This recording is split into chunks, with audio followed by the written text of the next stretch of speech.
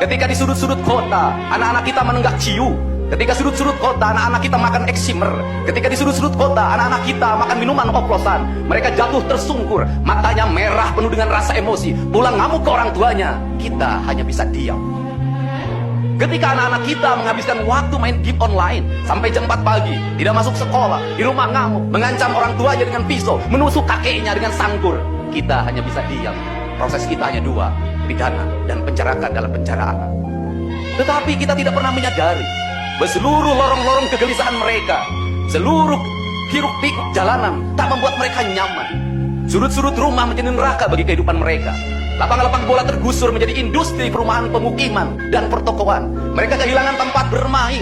Mereka kehilangan air yang jernih di sungai sehingga bisa mereka berenang. Mereka kehilangan gunung-gunung yang indah tempat mereka bercengkrama dengan alam. Mereka kehilangan sawah yang terhampar. Yang mereka lihat adalah kebisingan dan kebisingan. Bising di jalanan karena knalpotnya brong. Bising di rumah karena orang tuanya bertengkar. Maka mereka lari dalam lorong ground gelap. Digenggamnya handphone, diambilnya obat-obat terlarang, ditenggaknya minuman dalam sebuah kelompok yang sama. Kita orang-orang yang terpinggirkan di rumah. Kita orang-orang yang terpinggirkan di sekolah. Guru-guru telunjuknya menunjuk pada wajahnya, tapi tak bisa memberikan solusi kegelisahan jiwanya.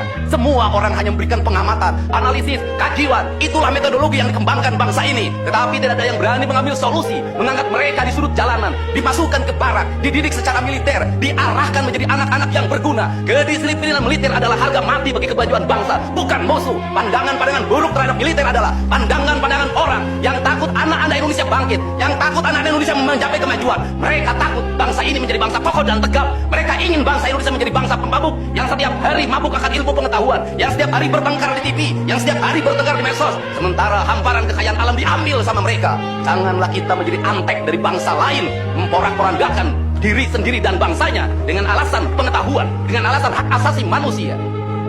Anak membawa motor di bawah umur adalah pelanggaran hak anak. Kapan kita bertindak?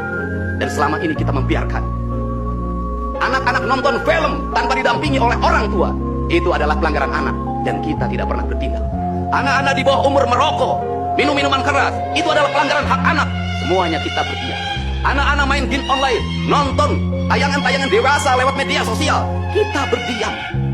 Negeri ini akan hancur manakala semua orang berdiam. Maka orang yang memegang kekuasaan harus menggunakan tangannya untuk merubah seluruh kemunkaran ini menjadi sebuah kebajikan.